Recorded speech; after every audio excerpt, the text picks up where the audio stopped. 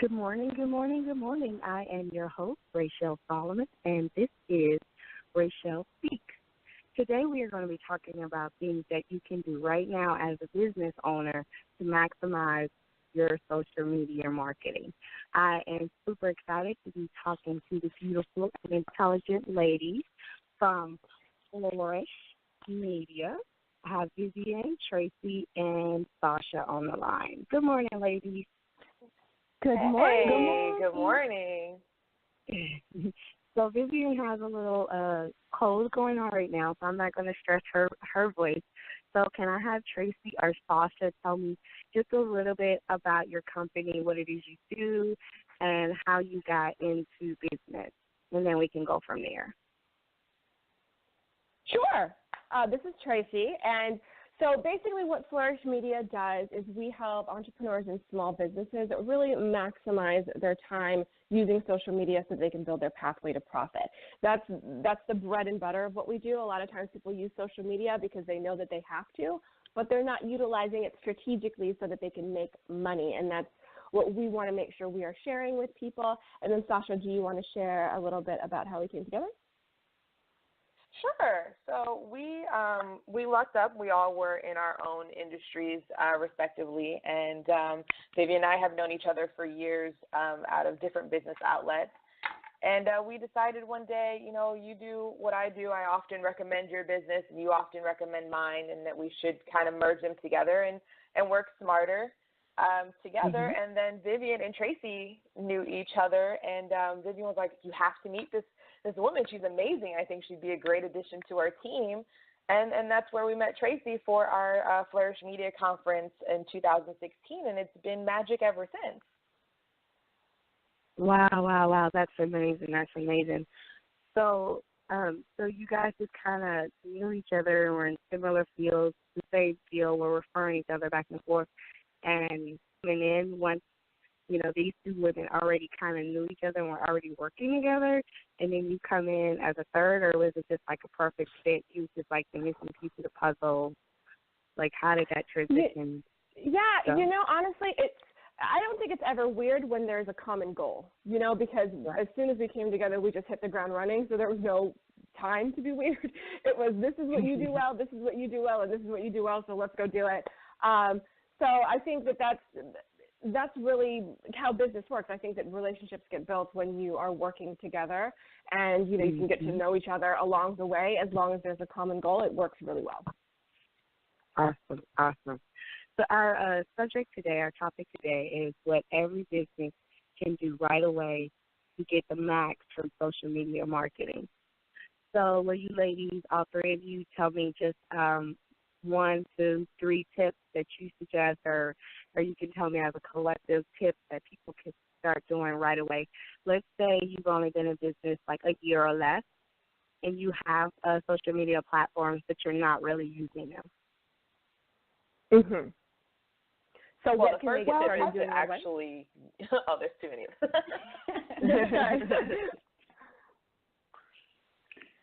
I'll give you ladies the floor. Yeah, go ahead, Sasha. So the first thing is the fact that you're not utilizing your social media platforms. That's the first thing that you'll need to do, is actually get on them and try to find one that you can understand and that you can focus on to start growing just that platform. You don't have to grow all of them. If you can find one and learn it and then move on to another, that would be my tip. Okay. And then I would say, I would definitely say to use the platforms as they're meant to be used. Because sometimes people, and this is a common problem that we see, is that people will have an Instagram, they'll have a Facebook, they'll have a LinkedIn, they'll have a Twitter, but they're not utilizing Instagram like Instagram and Facebook like Facebook, because they really do have different purposes when it comes to marketing from a 360-degree perspective. There should be brand consistency, which Sasha does so great at kind of making all the visuals look great and really consulting on that. But a lot of times they're just, they won't use them properly. Instagram is very visual. Facebook is more of a, personal connection type of thing. Also, people think that a Facebook fan page is the same as a Facebook profile, which is not. The Facebook fan pages really are a pay-to-play platform. You're not going to get a lot of organic engagement there. So if you have a Facebook page, like a business page, you're going to have to start utilizing Facebook ads instead of just organically posting. So things like that, just making sure that you know what the platforms are meant to be used for, and then using them to the fullest advantage in that way. Okay. That's so great, Tracy and Sasha. And one of the last things that I would say when it comes to social media management for business is to make sure that you are measuring your behavior, taking steps to make sure that you know what your conversion rates are so that you're putting your energy into things that are actually resulting in the thing that you're going after, which for most businesses is to grow your email list, to see more foot traffic into your brick and mortar business, or to be able to see more sales with your online e-commerce business. When you're using social media as a business owner and as an entrepreneur, your goals are not the same as someone who's using it for entertainment or for education. You're using social media to make money, essentially. So if you're not making money online, there are some significant changes that you want to make, and you should be making those changes based on data and paying attention to your measurements. So true, because a lot of people throw advertising dollars onto Facebook ads, for example, but they don't know how to properly utilize the Facebook ad. So if you're just throwing money at something thinking that it's going to give you a result, but you're not measuring that result, then you could just be throwing money away. Got you. Okay, so let's say you pick your one platform. We'll go with Facebook because that's the one most people use, even though I'm an Instagram girl. Let's say Facebook, because, you know, with the ads and all that, it can be a tricky slope, I guess. So let's say they decide they like Facebook and they're going to get a Facebook fan page or a business page, whatever you want to call it, and they start using that as their platform that they learn how to use. What are some suggestions for content? Because a lot of times people don't know what to post. They don't know what's appropriate. And then I find a lot of business pages is like, buy my stuff. And I know that that's not the way it's supposed to be, but you ladies explain a little what they should be considering when creating content for their business pages. Well, I will say that first and foremost, they need to make sure that they're starting to use video, no matter what platform. But if they're using Facebook and a Facebook business page and they're ever wanting to utilize Facebook ads, we're finding that even though video conversion ads may be more expensive, a lot of the times if you're running a brand awareness ad, it's 1 to 2 cents per view of that video. So if you're spending, $10 just to advertise that video to a bigger audience, you're getting a lot more eyeballs on your business. And when it comes to using social media, it really is about more visibility, more eyes aware of what it is you do. Gotcha. Okay. So using video is key right now for content. What if it's someone who's shy and they're like, I don't want to do live? Is it okay to use pre-recorded type videos or professional, or is it just okay to have your cell phone and record yourself as a video? Or does it depend on the brand, or does it matter? Does the quality of the video matter? It does depend on your brand. Obviously higher quality is always a plus. But it can be pre-recorded. Out of everybody on the team, I'm more of a fan of pre-recorded videos than live videos. So Okay. I prefer the live video, the pre-recorded, where Vivian and Tracy are all for live. But I think it depends on your brand what works best. If your audience is more receptive to live, obviously that's where you're going to be. But some people like pre-recorded. If you have a busier audience that normally goes back and rewatches things, the pre-recorded might work just fine for you. Okay. One other thing to consider when it comes to video and creating video for your brand online is also the amount of work that it takes to create video. And if you have an opportunity to create a very high-end, completely relatable, something that's just really professional, then you should go ahead and do that. But you should do that on YouTube, because YouTube is Google. You want to always create content that answers a problem for your audience. And when it comes to creating those kind of on-the-fly videos, there's so many different things that each one of the platforms sets you up for success. Tracy mentioned that you want to use the platform the way it was designed to be used. So if you have an opportunity to connect with your audience on Instagram, for example, using those Instagram stories, or on Facebook, you have your Facebook dailies, your audience doesn't expect for that video to be a top-end professional video. So that's totally fine for you to, just grab your phone and create something and put some knowledge out there into the world. But if you are going to post something on your page, or you have the opportunity to really tell a story, then take the time and present yourself in the absolute best light. Right, and this all really, like Sasha said, it really depends on the brand, because, for example, if you're marketing yourself as a luxury real estate agent and your videos don't reflect the adjectives that you're using to describe your business, well, there's a discrepancy, right? Versus, a different kind of brand maybe is somebody who helps people with budgets, or, and it's a little bit more of a personal kind of brand. So you really have to take a look at that before you're creating content anyway, to make sure that it's matching. But that one strategic video that Vivian was talking about, to make sure that you do have something that represents your brand well, it's something that we do for our clients even. Like we will come in and we'll do a creative directing of an entire campaign for them so that it looks the way that they want their brand to feel in the online space. Okay, so without giving us all the tea, because that's your service and you have to pay for it, what are those, like, one or two things you can think of as, like, generalized when considering, creating a brand or creating the branding, I should say, using social media for a business? So, like, the service you provide, but don't tell us the service. Just tell me, some basic stuff that all businesses can consider. Well, one of the things that you want to do when you're creating an online campaign, first is to decide what platform you're going to build from. Sasha talked a little bit about understanding which platform is going to be your kind of hub, your HQ, as they say. And once you know that, get very clear on the dimensions and the requirements to be on that platform. It would be such a shame to create graphics or to create video that's perfectly designed and formatted for Instagram, and then you share it on Facebook, and now half of the screen is cut off, or something very important in the graphic is not there. So be aware of that first. Then the next thing you want to decide is how you should be speaking to your audience, because what you want to do is make sure that you're talking to your audience very clearly and answering a question that they have, or solving a problem that your specific audience has. One of the biggest issues that we have with small business owners and with our clients, and one of the things that we find out when we put them through our trademark 13-point assessment, is that we find out that they're trying to sell to everybody. And that's a fatal flaw when it comes to being online.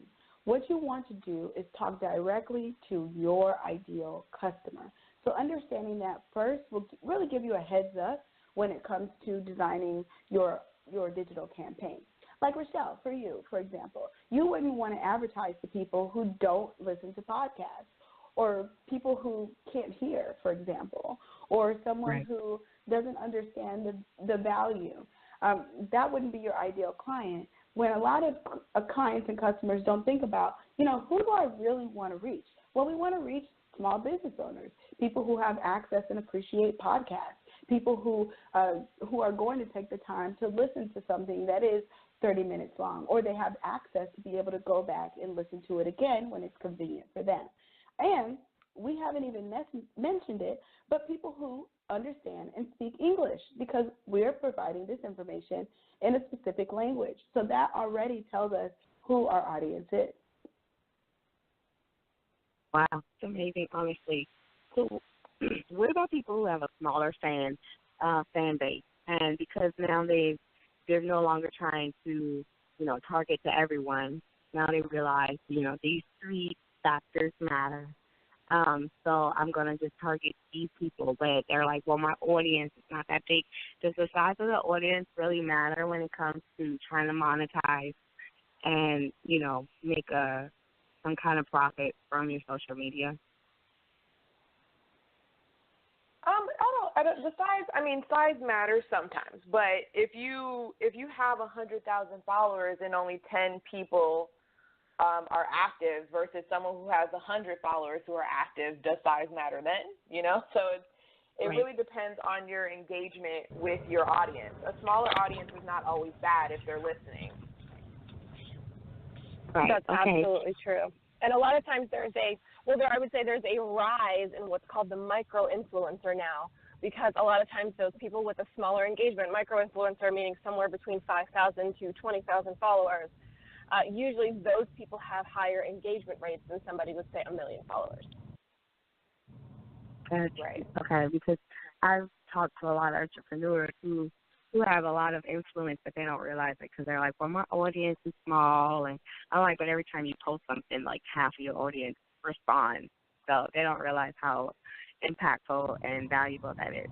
So I just wanted to see from you being a professional. And to that effect, yeah, absolutely. And to that effect, I think people take for granted the fact that, even if you only had 200 followers, those 200 followers are important because those 200 followers, you have their ear. And I think people really should be, thankful that they at least have something versus trying to get to 10,000 followers where 10,000 followers those 10,000 people may not be the most engaged with you. So I think we should always just be really thankful that we do have at least somebody that's listening to us because it is influence. Right. Yeah, right. and I mean when you're using social media for business, remember that you're not using social media the way that it was designed, because social media is designed to be social, for people to, share pictures of their children and their dogs, for us to stalk our exes, for us to talk about reality TV and all of these different things. That's what it was designed for. But that's not the way you're choosing to use it as a business owner. So it shouldn't prohibit you or make you feel like you're not doing the right thing when you have that strong group of 200. Because if you look at the average price of your service or your product, and let's say the average price of your product was $10. If 200 people are giving you $10, that's $2,000. And that has value. And that, because right. what you don't want to do is get lost into the ego of social media where you want to have hundreds and thousands of followers, and you fall into the trap of what we've had to clean up for some clients sometimes when they've hired social media managers who are buying their likes or purchasing right. followers. And now you have 10,000 followers and you only get 1 or 2 likes on your photos. How does that help you? How does that help your business to move forward? It doesn't. Yep.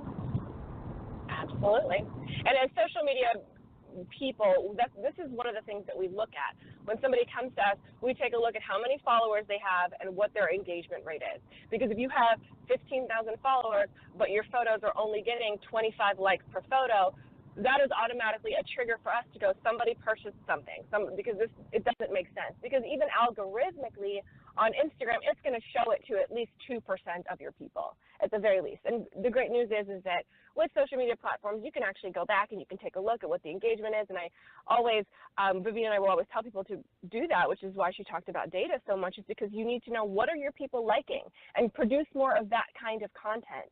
Right, instead of just let me produce anything just to get a few likes, but always make sure that your engagement rate, I'm looking at Instagram now, but your engagement rate is somewhere above 1.6%.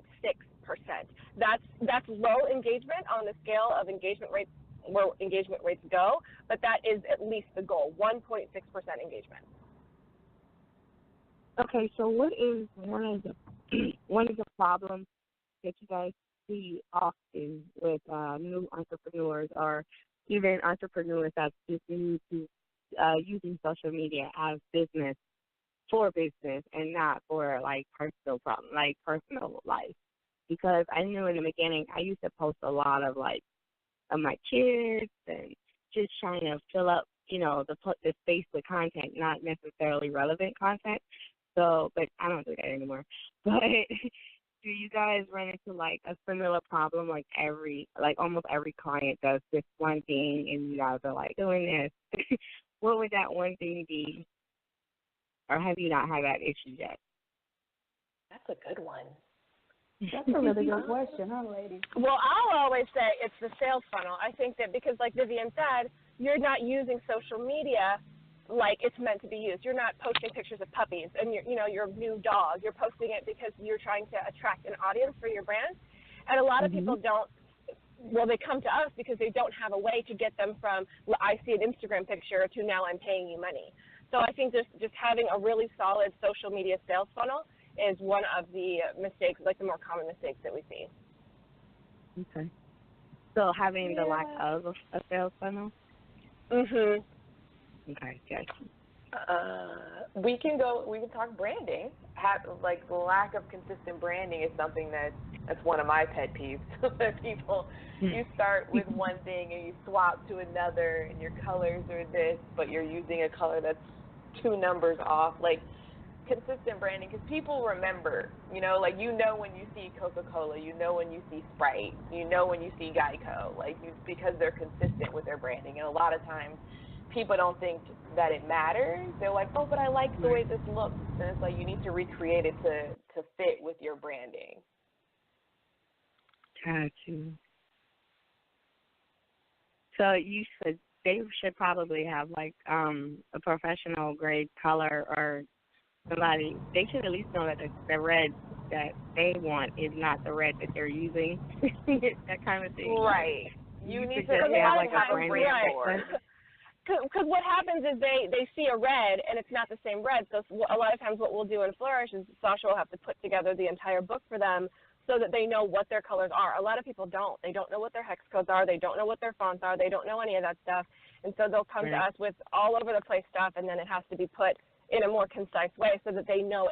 That way, when you have those consistent colors, you can give it to any graphic designer. You can give it to any social media manager, anybody that's doing that stuff for you, and they can create something that looks like your brand, and it's not just, off by a couple of points here and there. Right. Gotcha. Okay.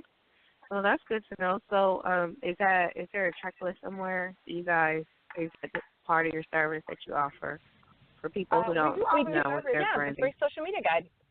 Yeah, but we also have the branding guide that's for free on our website as well. So we offer these things for free that people can find on flourishmediaconference.com or flourishmedia.org, where we have these things listed for free because they are just things that people just need. We're happy to give them because it makes our lives easier when they have them already.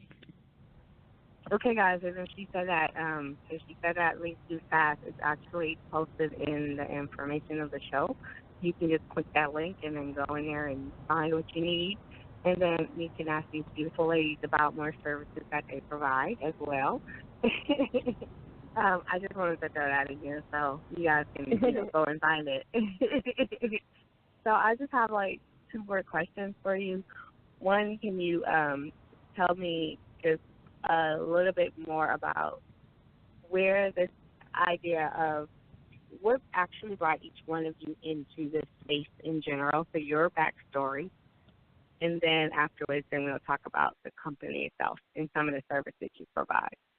But what brought you to the aha moment where social media was your thing and that was where you wanted to be, that was your space where you wanted to work and teach? Tracy, we'll start with you. Sure. Oh, sure. Yeah, sure. Well, I got my start. I like to say I'm kind of like the accidental entrepreneur because I got my start on YouTube as a beauty and lifestyle blogger, and really it was very organic. I made my first video sitting on my bathroom floor with a flat iron, and it just kind of grew from there. Now, as I was growing my own YouTube channel and I started working with a lot of bigger brands, I realized that there were so many things that the bigger name companies that I was working with, like the L'Oreals of the world and Cosmopolitan Magazine, things like that, that they knew things about social media and about video marketing specifically that a lot of smaller entrepreneurs and smaller businesses didn't know.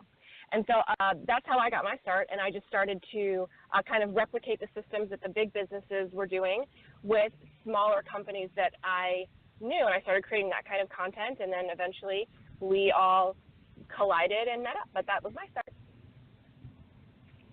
Yeah, and this is Sasha. For me, I've always been a tech nerd per se, so I've always lived in the online space, but in more creative facets, and my degrees are mainly in global media and mass communication, so I've always been super techy, but I think the aha moment came for me when I have a nonprofit in Haiti with my mother, and I had to get more social awareness for our nonprofit, so I had to learn how to create videos, how to target people, how to, you know, create beautiful campaigns to get people to help me for my goal. So in doing that, I learned so many things, and it helped that I had a background with Photoshop and Illustrator and all these other apps and programs. So it kind of just, it made sense for me to move into the direction of all that. And I like keeping things organized. I'm really good at all that. So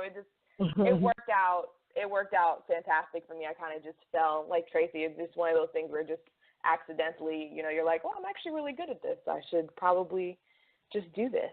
And, you know, we just went from there. That's amazing, you guys. I love hearing you guys tell your stories over and over. It's so refreshing. For me, how I became a marketing consultant started with me being a marketing director. I was actually in the corporate environment for several years, working for finance companies, and then I worked in luxury real estate. I was a marketing director for Coldwell Banker for Southeast Florida for many years, and I was handling budgets, buying ad placements in newspapers, spending upwards of $4.3 million on ad placements with TV, with influencers, with all different areas in several different languages.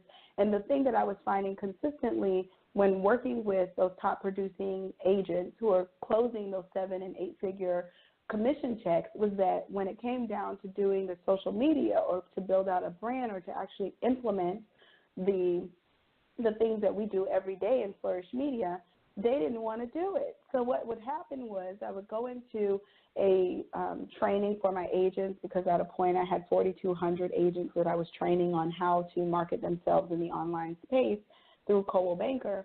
And as soon as we finished the workshop, they'd come up to me and say, well, hey, Vivian, I heard everything you had to say. I love everything you're giving to me. But, you know, I'm in my second or third career, and I don't want to do it. So can you do it for me? so they asked me on the side, you know, can I just pay you and you do it for me? And one of the things about being an expert in your field and being your area of genius is that the thing that's difficult for other people isn't difficult for you. So right.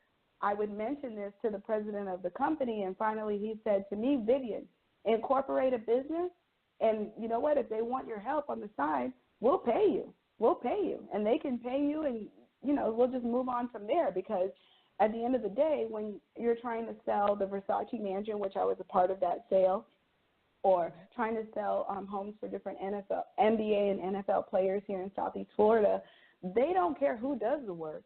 You know, it just care that the home gets sold. Right, results. Results. And being results-driven is why those different companies will go out and look for Dr. Tracy. Being results-driven and having consistency is why people were looking for Sasha to create their branding campaigns. So when Tracy talked about, you know, her coming onto our team and us working together and all being focused on the same goal, we are very results-driven. We want that if a business owner, if they have a hair salon or they have a fitness or wellness company, or if they want to be a public figure and they wrote a book, we're going to treat their business the same way that we would treat those Super Bowl campaigns that we worked on in the past, or those Cosmopolitan magazine ad campaigns, or any of those other materials, because we don't know any better, to be completely honest. We operate at a very high results-driven level, and we do that with every single client, no matter how big or how small. That's amazing. So it's when people come to you, they get that corporate level dedication, even though they are small business. Exactly. That's awesome. Yeah. That's awesome. I have one last question, and then we'll be done. That 30 minutes went by really quickly.